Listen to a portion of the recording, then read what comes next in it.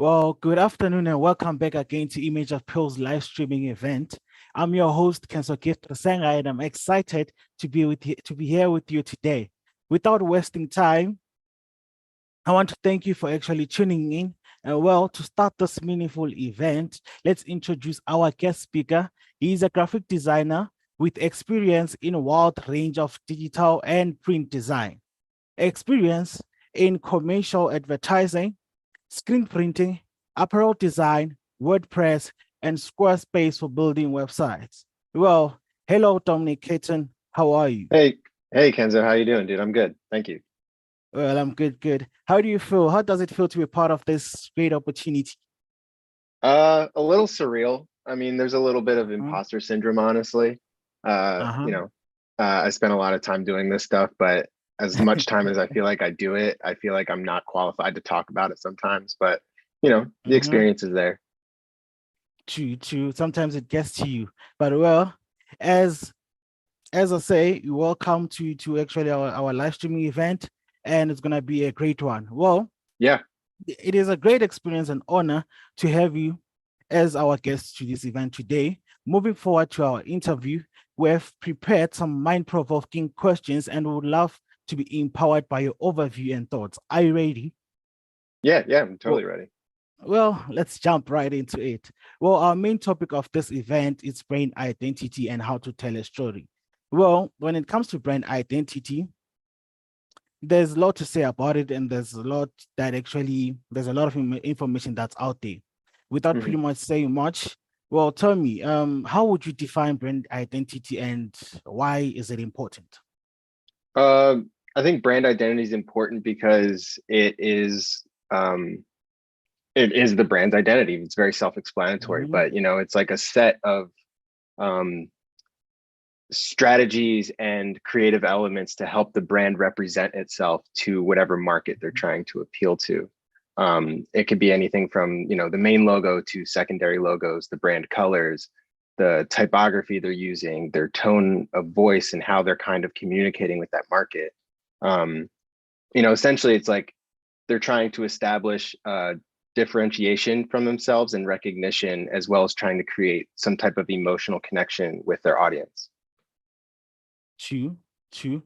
Well, Dominic Caton, as an example, Mhm. um, what are the companies with a strong brand identity and what makes the identity so effective? Oh boy. I think Nike is probably the best thing that I can think of because they're so popular. Mhm. I mean, their whole thing is like they're appealing to as many people as they can, but their whole slogan is just do it. So it's really inspiring and it puts them in this position that's it gives them like a powerful brand positioning. And on top Exactly. of that, their logo is iconic. Without any text, you could look at their logo and go, that's Nike. Um, and on top of True. all that, they're just very visually consistent. A lot of their ads look exactly the same. You don't have to really do too much thinking to understand um, who they are. They're Mhm. very purpose driven. They know what their message is. They know who they're marketing to, and they work with top tier athletes that everyone is watching. So it's like the perfect storm for them to appeal to everybody. Yeah, true. Well, I totally agree with that. Well, tell me, like, how do we create brand identity for a new company or product? Um, that's a good question. I think creating a brand identity for a new company involves figuring out what their strategy is, and after that, conducting a lot of market research, doing a lot of competitive analysis with direct and indirect competitors, and then from there, developing all of the visual and verbal framework of what they're trying to kind of deliver, and then over like it could be a course of weeks to months to years to figure out um, what channels you're kind of trying to push out to, um, and how to adapt your brand identity to evolving markets. True. Well, Tommy, right? What are the most common mistakes that companies make when developing their brand identity? Yeah. I think in my personal experience working with individuals and creating brand identities, it's usually like a lack of clarity or not Mhm. really having a strategy and just kind of going, I'm starting this business. I just need a logo and colors and type, but not really understanding what their mission is or like why they're doing what they're doing. So yeah, lack of clarity or strategy, inconsistency, not being able to kind of stay on the mark. Like I was saying with Nike, like a lot of their stuff is incredibly Mhm. consistent. There's no mistaking that uh, their ads for anything else. So inconsistency is a common mistake. Uh, Doing things like ignoring the target audience, Mhm. uh, lack of differentiation. If you're not deferred from any other competitors that are doing exactly what you're doing, then like, why are people going to pay attention to you? Um, and then like True. neglecting brand experience, um, making sure that the brand experience is consistent too, just because you want people to come back to your product. So making sure that the brand experience is like a positive one and not really confusing or frustrating. Yeah. Well, you actually mentioned consistency, right? Mhm. Well, can you tell me like how do you ensure that brand identity is consistent?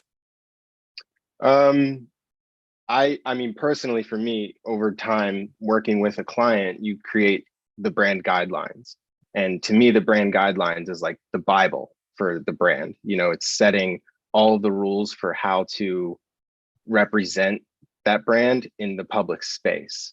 No matter whether it's like print or digital ads, social media posts, and whatnot. But yeah, the brand guidelines will give you exactly kind of what you need in order to be more successful than if you were to kind of wing it.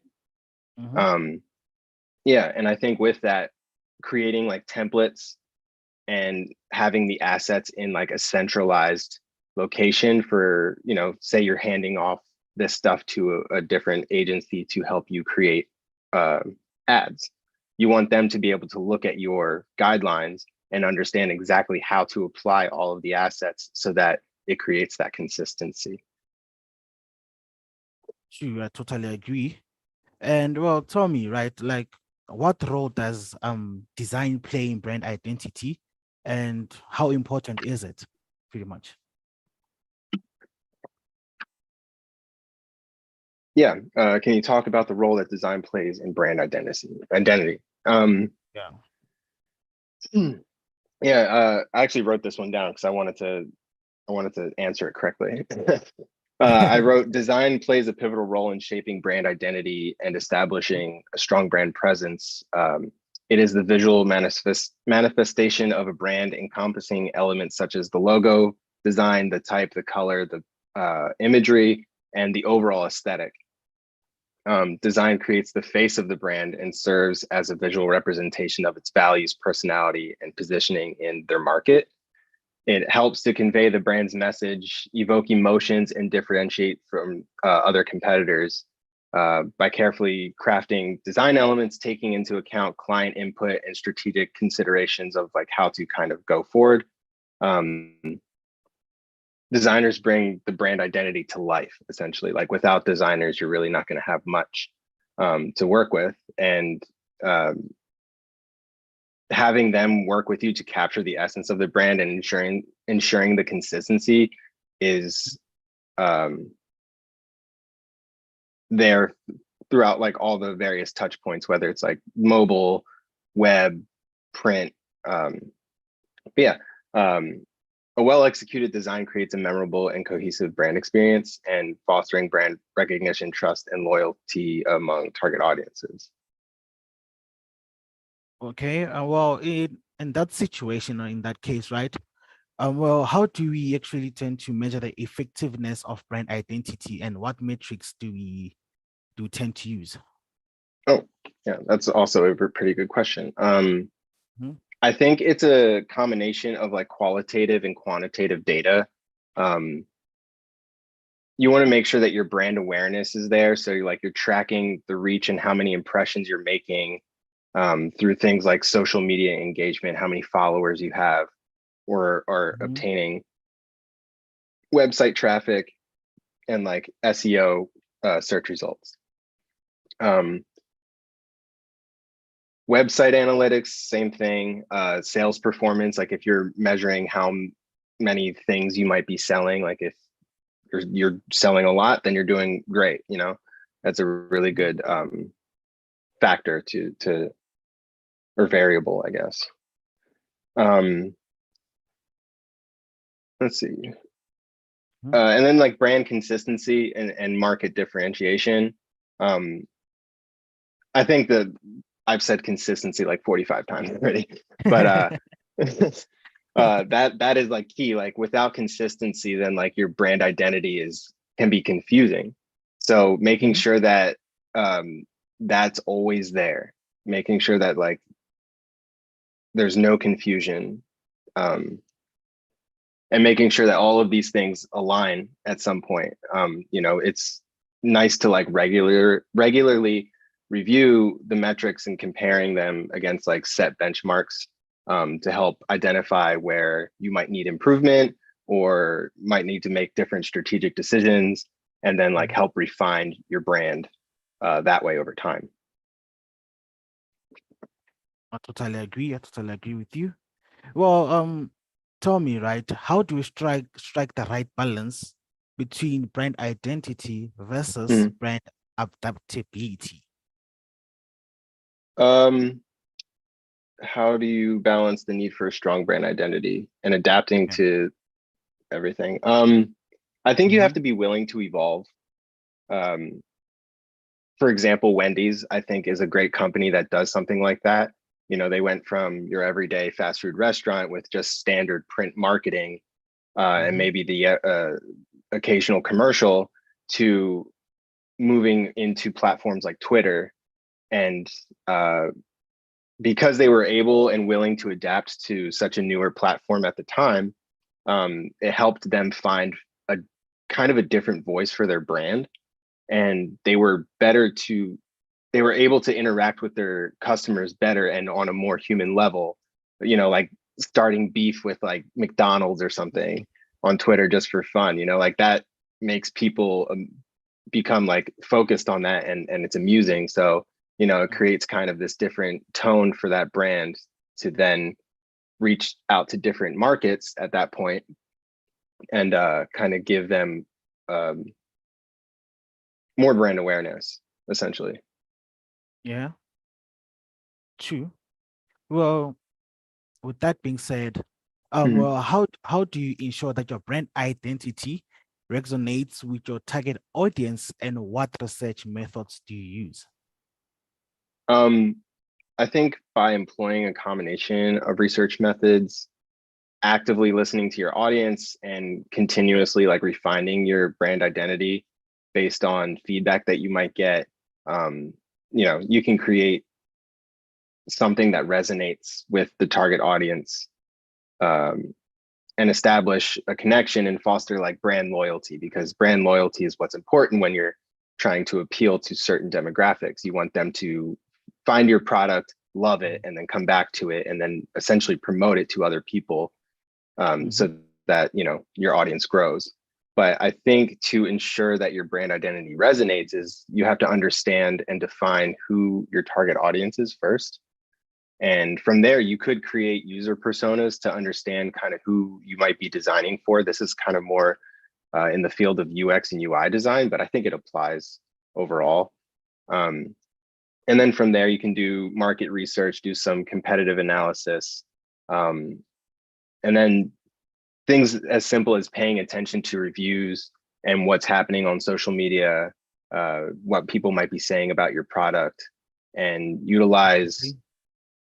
empathy and like the emotional connection to kind of make sure that it's hitting the right note with these people, with your audience. And then doing things like user testing help, you know, that helps get data to understand where your target audience stands with your product, and then continuously monitoring and adapting as time goes on.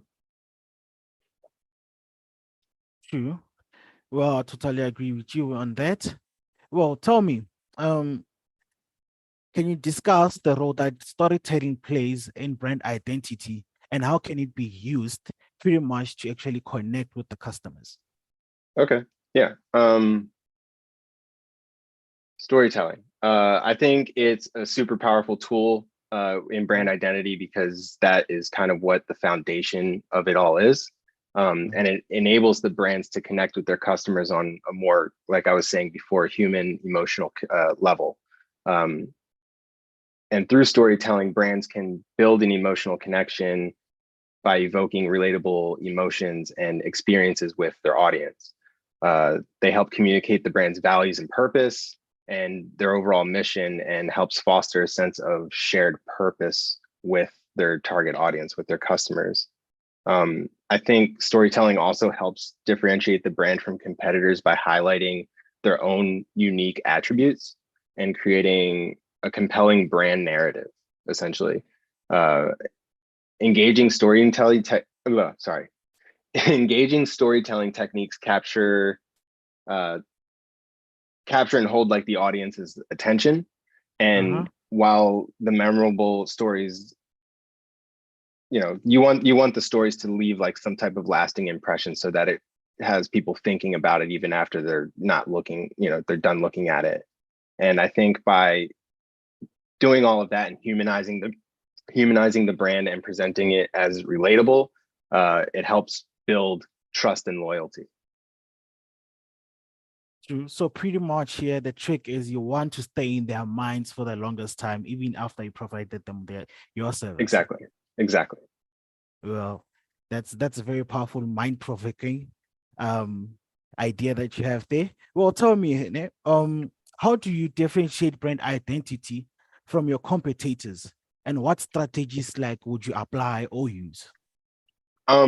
I would mainly just do, like I was saying, a competitive analysis and really do a deep dive into who your direct competitors are, who are other businesses that do exactly the same thing as you, and then indirect competitors who are businesses that don't really provide the same services, but they might appeal to the same audience or industry, and really kind of breaking down what they're all about, like what their mission might be, what services they provide, and understanding what they do well and what they might be lacking in. And then using all of that data to then be able to regroup with your own business and understand how or where to kind of hit on, so that when you are ready to be out there in the world and people start paying attention to you, they can go, oh, like they stand out because they have all these things that this other, company B doesn't have. And Mhm. that could be very appealing to a lot of people if they feel like they've been missing this thing for a while. True, true. Well, totally agree with you on that. Well, tell me, right? How would you handle a situation whereby like your brand identity is not resonating with your target audience, or is actually like causing confusion? Mm-hmm. Mhm. um Finding the reason that something might not be resonating can be difficult, but I think um like I was saying before, consistency is key. So being as consistent as possible is the best course of action. If there's not any of that, then it's going to create a lot of this confusion, and not it's going to confuse people, and then Mhm. not resonate with them, and then maybe like turn them off from ever using your product, whatever it might be. You know, you want to make certain that you're following the rules that are set up in the brand guide first and foremost. Uh, Mhm. and like I said before, like it's your friend, it's the Bible, and if you follow that, you can really kind of do no wrong. Um, yeah, I think that if it's not resonating with your audience, it's always wise to regroup and kind of reassess if the delivery of the brand is following those guidelines. Without that, then you're kind of snatching at straws in the dark. You can't see anything. You don't know what you're doing. So pretty much the guidelines, it's actually the pillar of brand identity. Yeah, I would say so. I wouldn't say that it is like the end all be all, but it is a very important piece of the puzzle. True.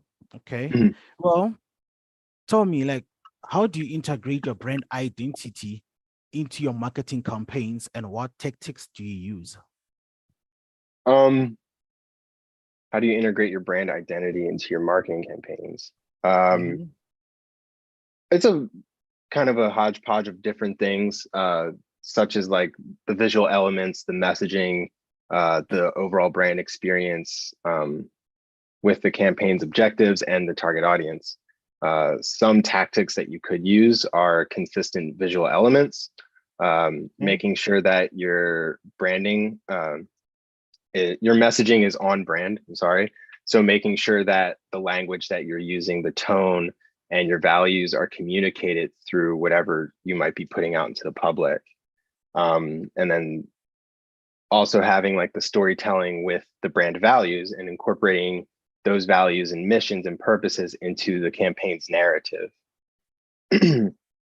Other things like seamless user experience, paying attention to how a customer might be experiencing your product Mhm. throughout different touch points. So like Amazon, I think is a really good example of this, because you can go on a laptop or a desktop and log in and have this experience with their product, but then jump on your phone and go onto the Amazon app and be able to navigate it almost seamlessly because it is very similar. Other than that, you can use like partnerships with influencers and making sure that you're working with these influencers that have kind of the same values, um, and making sure that they align with the brand's identity. And then again, paying attention to social media engagement, doing some event marketing, and then you could always do the analytical stuff and measure how your campaign might be working in the public space. If you're sending out email blasts, you want to understand how many people are clicking the email and like opening the email to go to your website to then like look at your website, and you can measure how much time people are spending on things like that, so that you can see kind of um, how successful it's being. I'm sorry. Okay. No, I understand. Understand. So tell me, right? More of a personal question, like from your side, Mhm, have you ever had like to kind of like push a client of yours mhm. from their goal or their identity or brand identity? Have I ever had to push a client from their goal? Yes, and to make them change their brand identity. Oh, like you're saying more steer them in the right direction. Exactly. Have you ever like helped them change and Mhm. Yeah, okay? okay. Yeah, that's a good question. Yeah, there's always bound to be clients that kind of have, for lack of a better term, like they're hard-headed, and they always think that they kind of know better. Uh, and True. it's my job as the designer to kind of be able to take everything that I'm presenting to them and articulate why things would work a certain way. So when you're presenting these things to the client and they have this idea in their head, it's always wise to obviously take in their feedback and hear what they're saying, so that you can kind of use that to work with, and then bring all that stuff back and go, okay, like I heard you talk about this. These are all the keywords that I heard you talk about. I tried these things. This is why I don't think it'll work. But you said X, Y, and Z, and I took those and put it into this idea, and this is why I think it'll work. And then you can present to them, you know, uh, just mock-ups of products or ad spaces, so that they can get a better understanding of how the things are working. Because the hardest part in working with clients that are kind of like that is they kind of lack the vision that the designer has. The designer can kind of hear these things and be able to start creating in their own mind even before they start drawing or working digitally to create the logo or whatever it is that they're working on. It's easier for them to kind of envision that mentally, where a client might not have that. So providing them with the tools to be able to see how this thing will work in the public space really helps kind of get them in line with understanding how shifting from like their thought process to the designer or the agency's process, and really trusting that they're doing it for their best interest. Does that make sense? Yeah, it does. Pretty much. It does. It's very powerful, in fact. Well, can you tell me, right, about the what are actually the roles that social media plays in brand identity, and how can it be leveraged to build a strong brand identity? That's really a good question. I think overall social media provides this dynamic and interactive platform for brands to kind of shape and reinforce their identity. And I think if they can leverage it the proper way, it helps them build a really strong and relatable identity that resonates with, their target audience, people that they might not be targeting, and it fosters engagement. Like, that's the cool thing about social media, is that you can engage with whoever, celebrities, companies, peer to peer. And it helps drive brand loyalty at the end of the day. I think the way that it can be leveraged, it helps amplify the brand voice and personality. And then it helps also with building the brand awareness and the reach that it might have. Excuse me. Social media has like a tremendous reach. Obviously, millions and millions of people are using it. So consistently sharing content that kind of aligns with the brand identities, awareness and values and whatnot, it helps attract more followers and, potential new customers.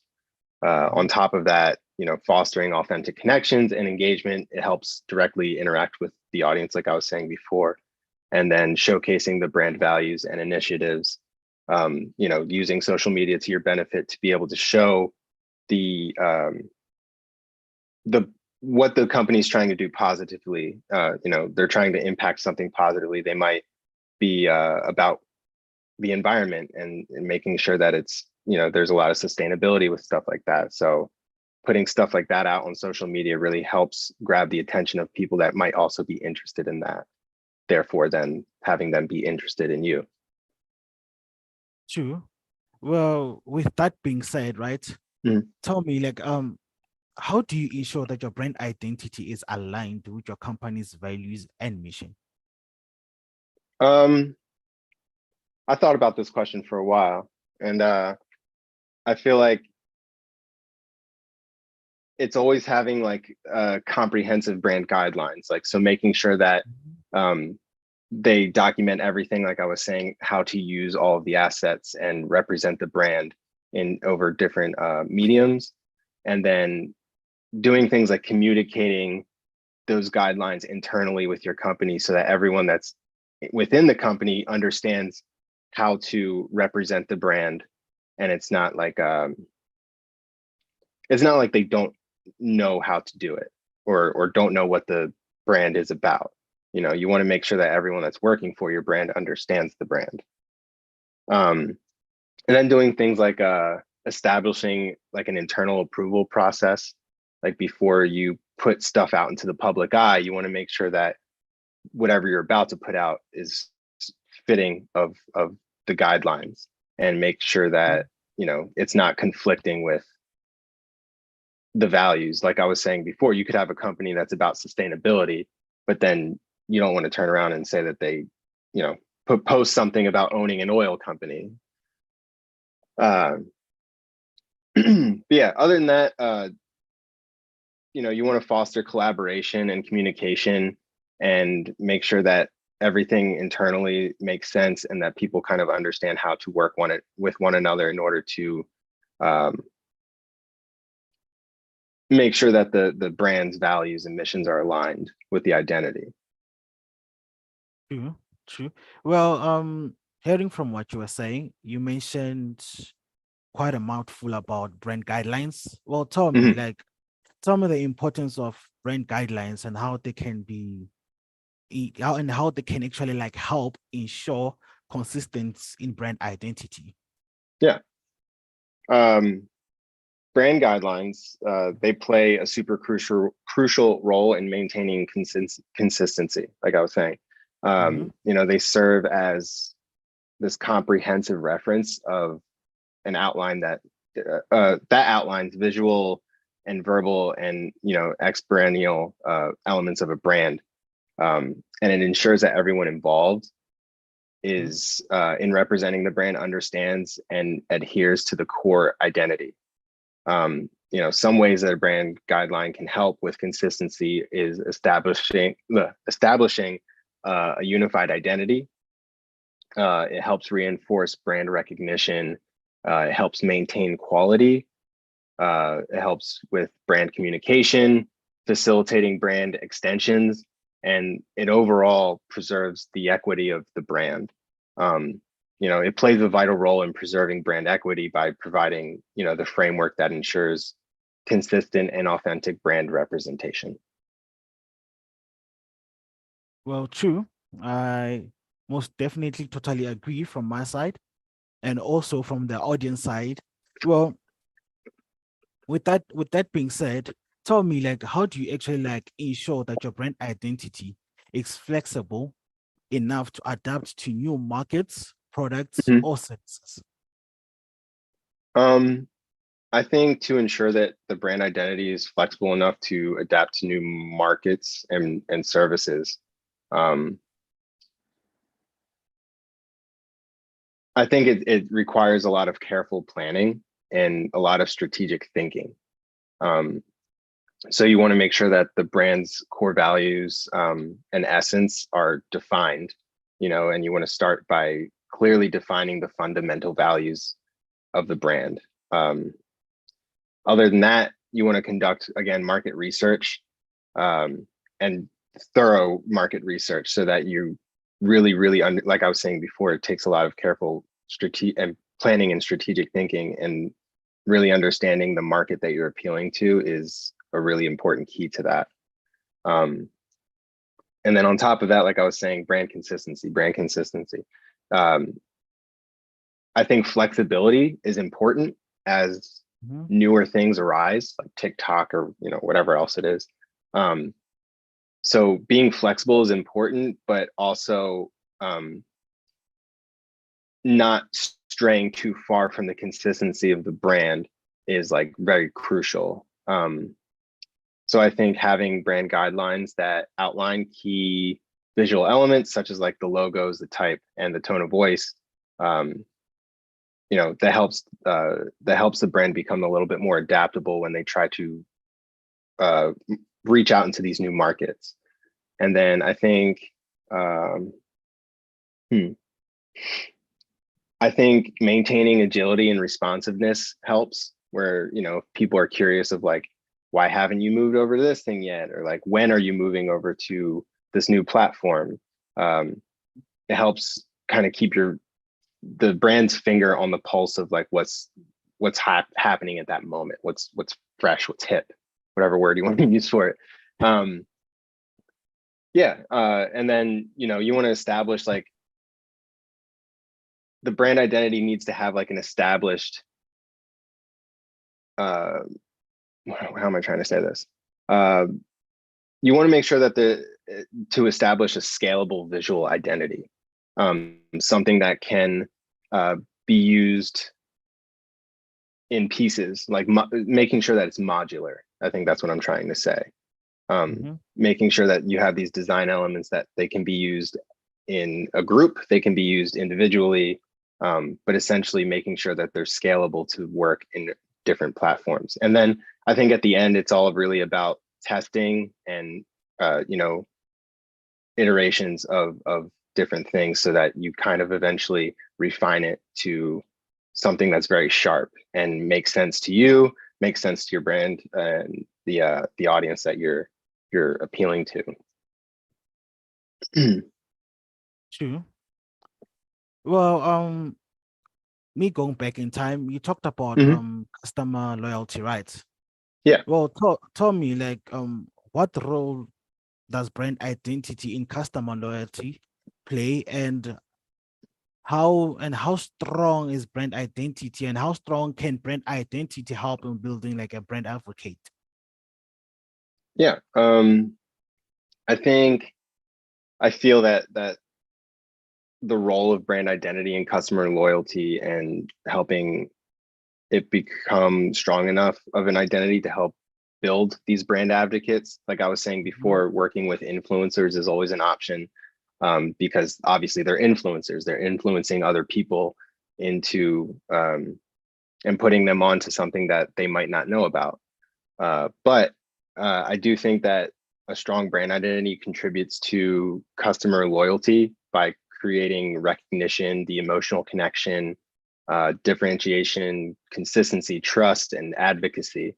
I think by consistently delivering on the brand promise and helping Mhm. foster positive customer experiences, Mhm. brands can help cultivate loyal customers who, at the end of the day, become brand advocates.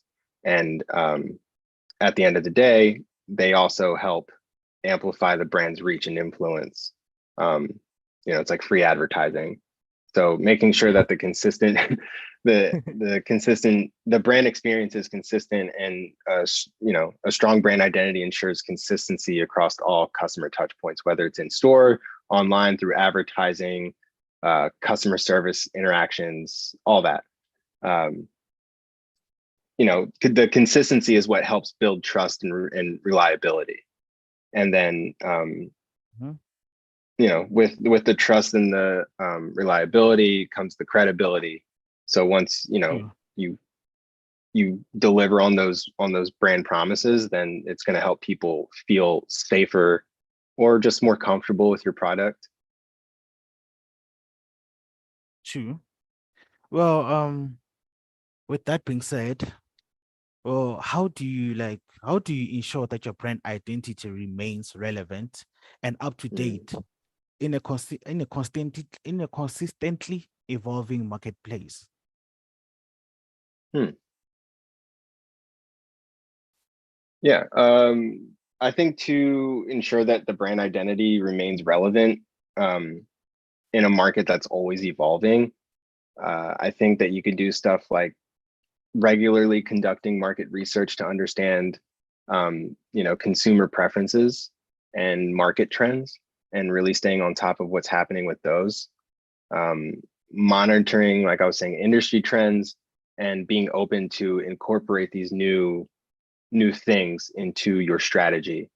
Um, and then I think engaging with your audience to gather insights and being able to adapt the brand messaging accordingly. Other Mhm. things, um, always revisiting your visual elements and making sure that they're kind of aligned with the current trends. Not to say that, like, okay, I have this one logo and 5 years down the line, market trends change, and now this is what, this is what everyone kind of is doing with their logos. You don't want to Mhm. constantly be changing your logo because that's not consistent. I think, I mean, back when I was in school over 10 years ago, uh, Mhm. I was always told that it's about like ten plus years before brands usually do some type of rebranding because they're trying to like stay fresh, which is like 10 years is a long time. So True. that totally makes sense. So anything other, lower than 10 years, you wouldn't want to always be revisiting and updating those visual elements, because then it's just going to create a lot of confusion. Um, and I think making sure that all your touch points are updated with this new brand identity, that helps. And just being able to embrace an agile mindset and making adjustments to stay responsive. Um, and then, you want to seek, if you don't feel like you have it internally with your business, you want to seek expertise externally and really help yourself by benefiting from the knowledge that these experts might have. They specialize in this stuff. So reaching out to them if you're trying to understand something that you just don't understand. Um, and then overall just testing and gathering that feedback to be able to refine your identity at the end of the day. So yeah, I think all of those strategies are probably pretty solid. Pretty much. Well, I heard you talking about trends. Well, tell me, Mhm. like, can you discuss any trends or developments in brand identity and how they are impacting the way companies approach their brand efforts? Hmm. Mm. That's a good one. That's a really good one. I feel like lately a lot of brands have been moving more to minimalism over the last couple of years and simplifying their identities so that it's not something that can be confused or I don't know the word I'm looking for, but Mhm. I think brands like Nissan and Kia, they're kind of going that way with completely rebranding their business and having completely new logos that look nothing like what they've had for the past however many years. But also brands like Burger King. They recently went through a whole rebranding where they went right back to their old branding from like the 70s with that Right. same color palette, and it's cool because it's memorable. It's something that's nostalgic to a lot of different audiences, and I think they were able to lean into the retro vibe that kind of everyone is into right now. And it's simple, it's flat, but it's fresh. It's very cool.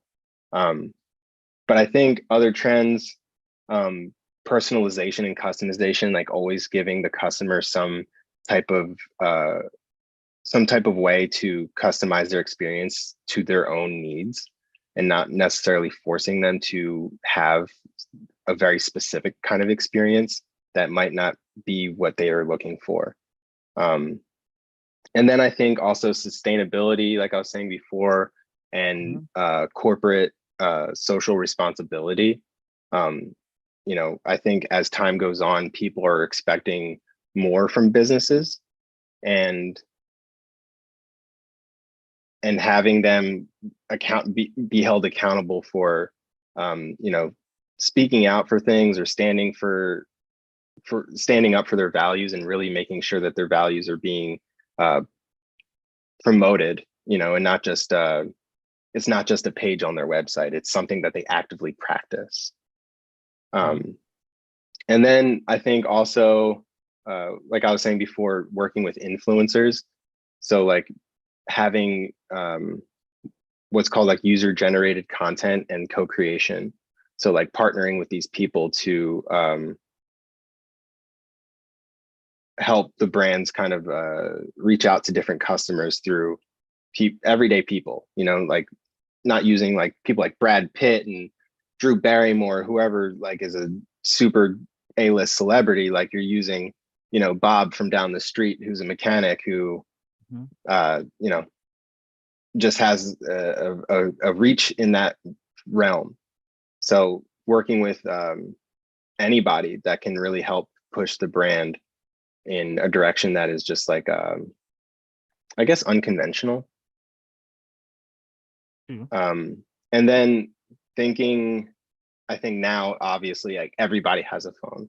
It's very hard to find anyone who doesn't have a phone or a laptop. So always thinking digital first and making sure that Mhm. the approach that you're taking is appealing to obviously as many people as you that you can reach out to. Um, so making sure that whatever platform you're using is going to appeal to that, and I think that's where creating for digital first is going to help with that stuff. Well, true, true. Well, with that being said, guys, now it's time to actually like open doors for our audiences and actually read out their questions and opinions. Woo. Whoa.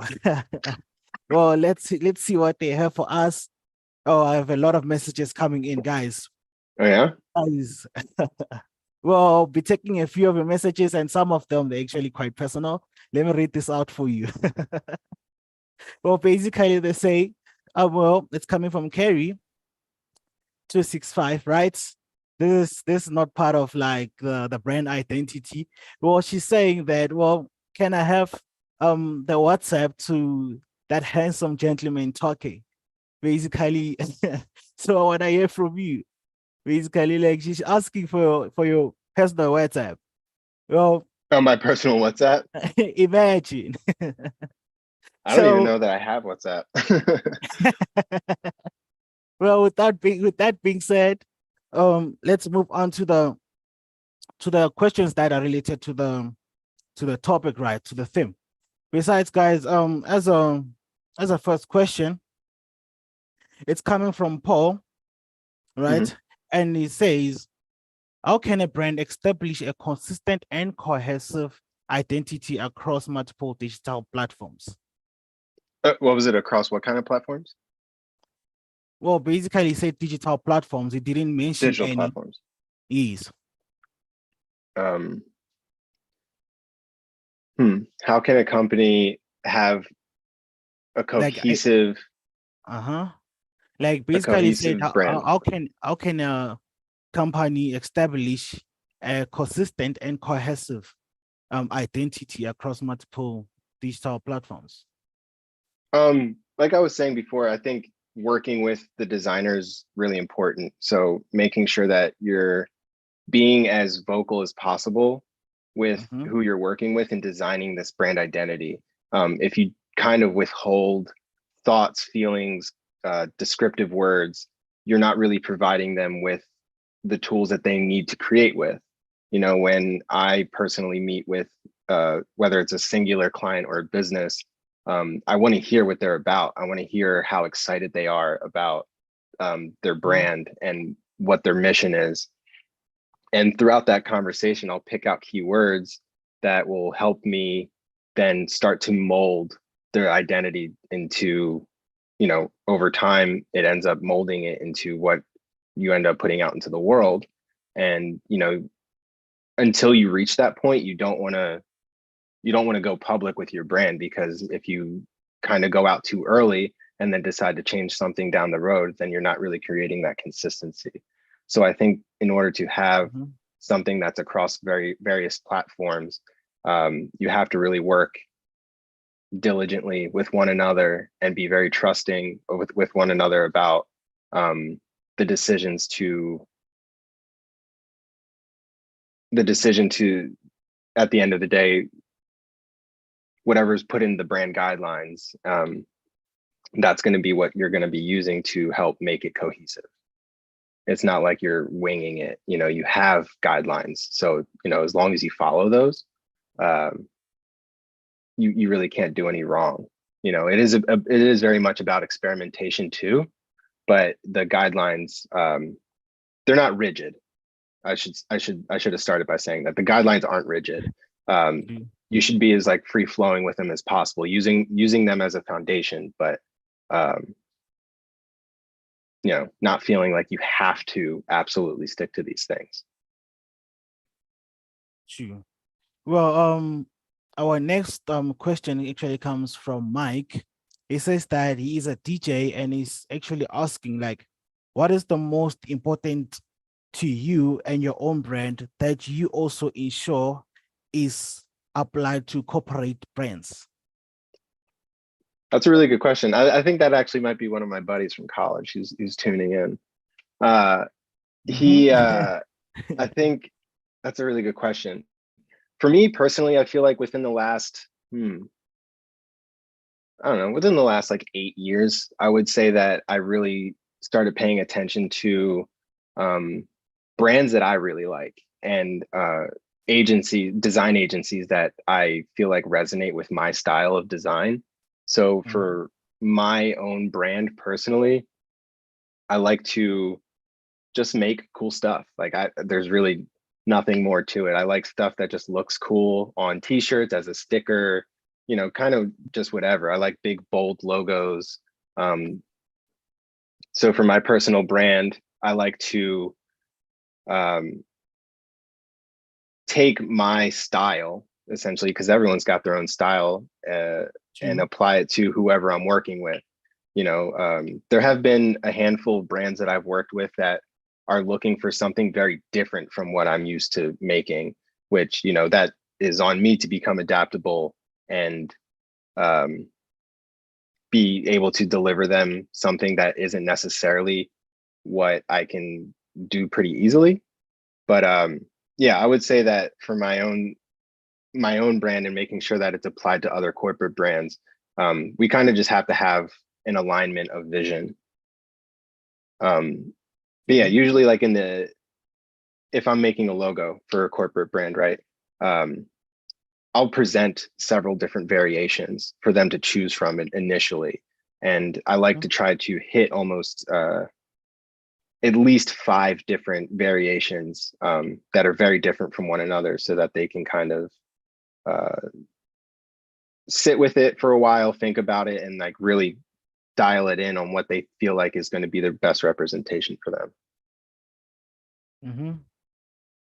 Well, our next question, with that being said, hopefully, we're moving on. Our next question comes from, well, it's user 951. Pretty much, I don't know if it's a he or she, is saying that for rebranding, is it okay to completely change, especially with the logo, in terms of like rebranding? I think he wants to say something like, in terms of rebranding, is it actually okay to change your whole logo? And yeah. Okay. I don't think that it's not okay. I'll say that. I think if you are a business that's existed for 50 years and you want to go through a complete rebranding, that's completely okay. And if you want to completely change, that's the business's decision. You just have to understand that with that comes all the hard work of like, okay, how do you strip away everything that's existed for 50 years and then appeal to the same market and a new market at the same time, all while using these new assets to do such a thing. So like if your colors were, if McDonald's, they've been red and yellow for so long, if they decided to be blue and green tomorrow, it's going to be really weird. But, if they sat down and did, their strategic thinking of like, how are we going to use this to our advantage, then I think, it's okay to do that. It's just, it comes with its own set of challenges. You're essentially restarting. And I just spoke on the colors, but that also applies to a logo. Like I said earlier, Nissan and Kia did pretty much the same thing where they've had the same logo for so long. And now if you see some of their newer models of their cars, you see their very updated, sporty, sleek looking logo where it's completely different. It's very different than anything that they've done. But they're trying to, I think how I view it is they're trying to appeal to people who kind of want more of a sporty car experience, like a sleek, fast car, but all while having like, all the safety features that all these cars have and whatnot. Yeah, I think it's okay to do such a thing. It's just understanding that you either have to hit the market a certain way or understand that it's going to be a little challenging. True. Well, this could be our final one, as much as I have a lot. It's coming from Mayanda. Well, pretty much she is saying, can you provide examples of successful rebranding efforts in the digital era and discuss the key factors that contribute to their success? Oh man, that's a really good question. A successful rebrand in the digital era and what factors contribute to that? To their success, Let me think for a second. Wow, that's a really good question. I think I'll revisit what I said before about Burger King. I think their decision to go back to something that they've used before was like a really cool idea because they weren't creating anything new. they were revisiting something that already existed and then taking that and going, how can we apply this to the experience now with the era of cell phones and, you know, social media? And they were able to then take all of their assets, the logo, the colors, the type, to then create these experiences for people through like, you know, an app or their websites or their social media, to then help them stay relevant in these spaces. Because again, before, it's like they were limited to TV commercials and print ads, whether it's a billboard or in a magazine. So now they're like focusing on using these platforms with their new brand identity, essentially, to appeal to these newer markets, you know, using big bursts of their colors and big bold text. They're just staying up with today's trends, essentially, and I think they did it in a very smart way. If you haven't looked at anything about Burger King's rebranding in the last couple of years, I totally encourage people to look it up because it's super cool. It's very cool. Well, I totally agree. Well, we've actually like prepared a special segment for our speaker. They're all about Dominic Caton. At this moment, we want to know more about the background of our special guest and everything about him. Well, Dominic Caton, the floor is yours to tell us more about yourself and to actually let the audiences know more about you. Sure. I'll start with college. I went to school for graphic design. You know, I knew growing up that I wanted to do something in art. So eventually I got put onto graphic design. And, you know, throughout school, I also danced, and I was part of like the dance company there. But it was funny because I put all of my attention on that stuff and not so much on graphic design. It was after I graduated from college that I really started like focusing on my design portfolio and just working in that field. But at the same time, I was also traveling a lot. I used to DJ a whole lot. I DJed on radio stations and all these other things. But yeah, it took about 4 years after I graduated college to start working in design. You know, it was pretty tough to find a job back then. And ever since then, I started focusing on really paying attention, again, what I was saying before, to what I really like, which is other design agencies like Lincoln Design Company. They're totally super tight. Aaron Draplin, who's a great designer. Like, I just started coming across a lot of these people that really inspired me to kind of do what I'm doing now. But also they inspired me to do things like create a lot of my own projects. So I sit around a lot and come up with ideas for different brands and joke stuff, whatever comes up in conversation with friends, and create logos and whole brand identities for these things. But yeah, I'm from Philadelphia. I am 34 years old. I'm currently working in on a UX UI course because I'm trying to now transition from logo and brand design into also UX and UI design. And you know, I've done a lot of freelance in my time. I used to work at a screen printing shop, so I got a lot of experience in working with clients and creating art for them or refining art and then actually printing them. That's where a lot of my apparel design expertise comes from. What else is there to tell about me? I don't know. I feel like I get stumped on this question. I don't know how to talk about myself. True. Well, it does happen. Well, how could they like contact you, get you? And oh if they yeah. want yeah. I'm on social media as Dope. It's Domino, ITS Domino. And then I have also my portfolio site, which is also the same, dopeitsdomino.com. But I'm mostly active on Instagram. I don't have a lot of my current work on there because I just kind of keep it personal and put a lot of photography and stuff on there. But a lot of my branding stuff, if people were trying to get in contact with me about anything, I mean, people could feel free to reach out to me however way they need to, but I would say Instagram's probably the most efficient way. Well, treat you. Well, I'm not asking for myself, but then for the audience there, you remember our first audience? I forgot her name, but well, she asked about your WhatsApp. It's a personal question. I want to dive into it. Well, basically, it's making me laugh. Well, tell me, are you still single and available? It's complicated. Complicated.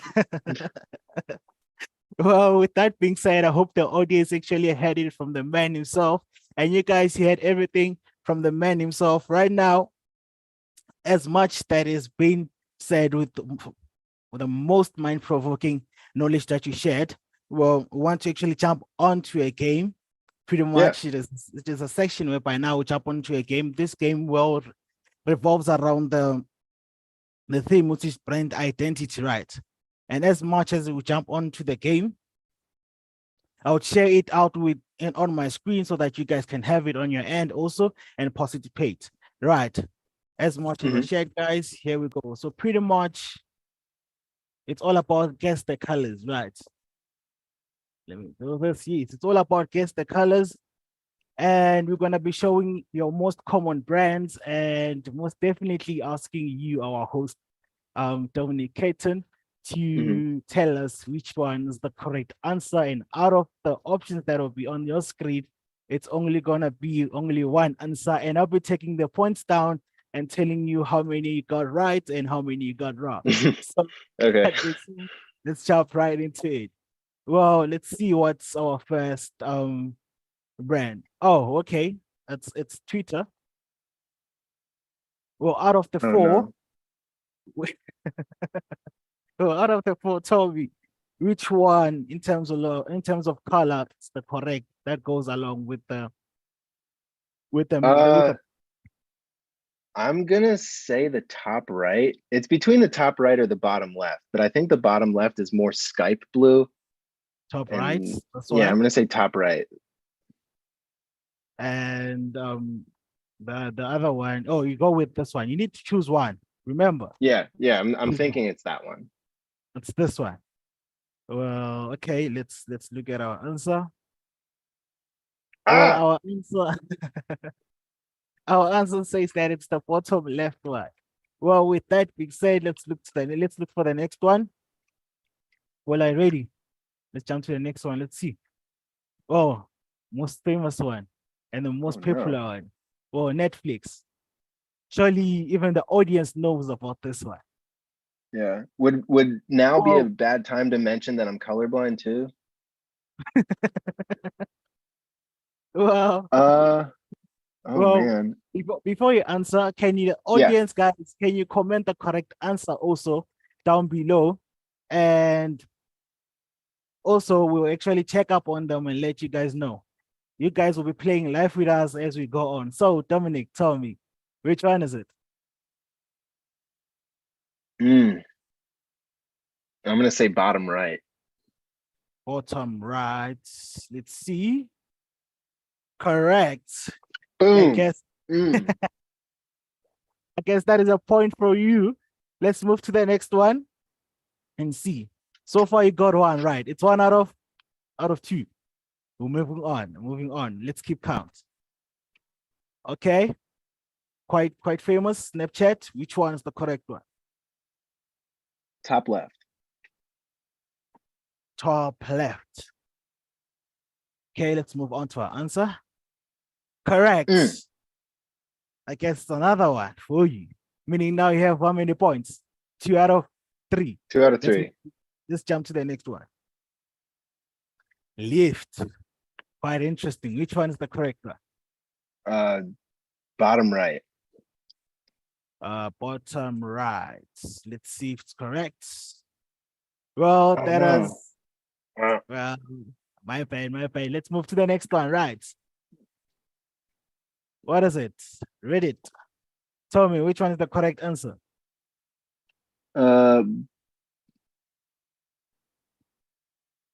bottom left. Are you sure? No, I should know because I use Reddit all the time, but I Okay. think I'm gonna say bottom left. You still going with bottom left. You don't want to change your Yes. mind about it.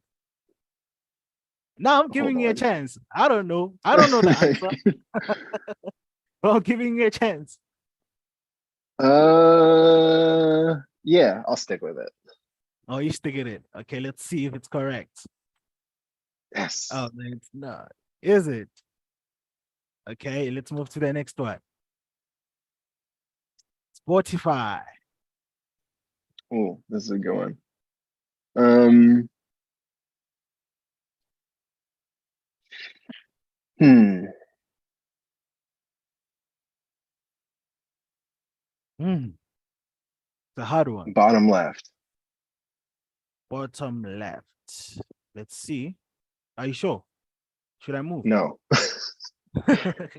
Okay, let me give you this one. Let me give you this one. Okay. Correct. Yes. So basically, right now you're running on 4 points, right? Let's jump to Yep. the next. Um, Facebook. Which one is the correct like color? Which one would you go for? Maybe top left. Top left. Are you sure? Should I move? I think Can you? I'm sure. Okay. Top left, guys. Let's see if it's correct. No. Well, that was not correct. But let's move to the next one.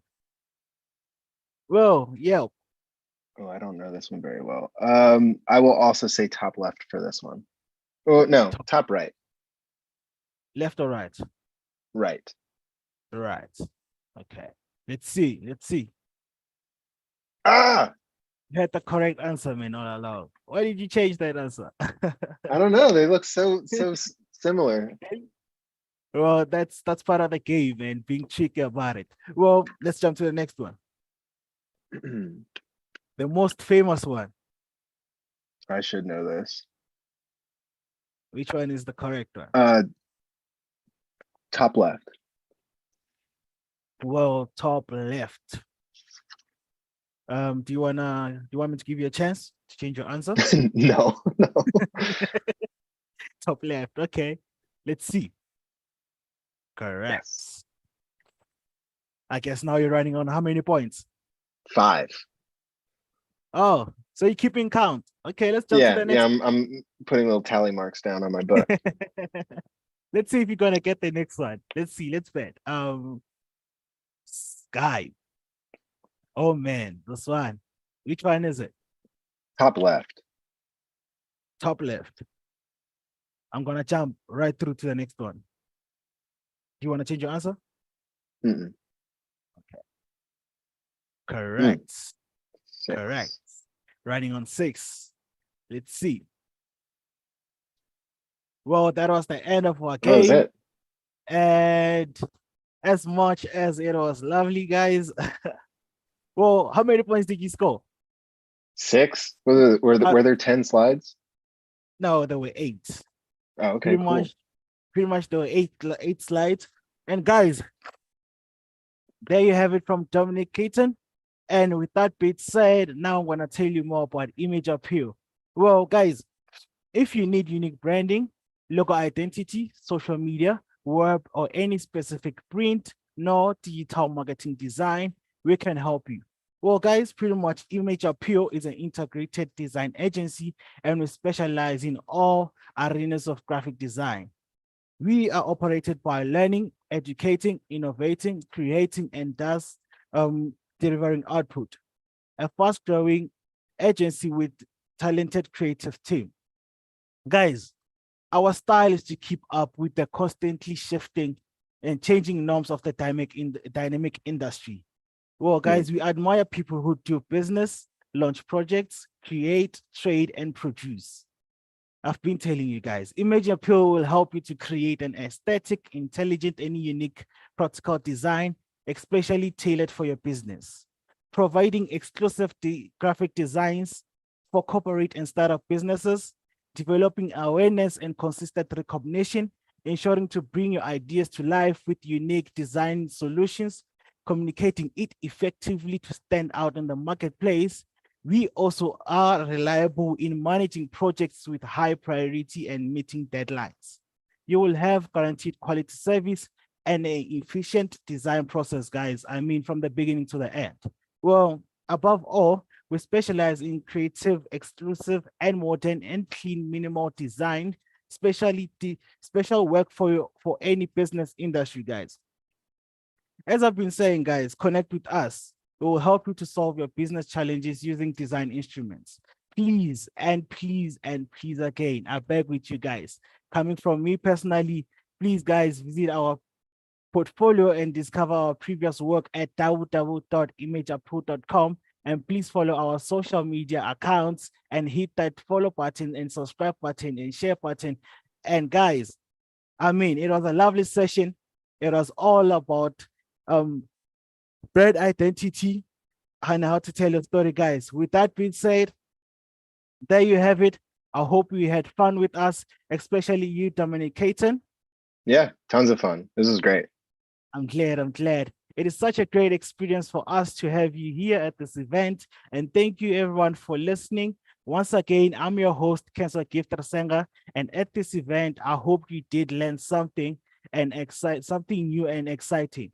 And we hope you enjoyed our deep dive in knowledge and empowerment. Stay tuned for our next episode and see you next time. Goodbye, guys. See you guys.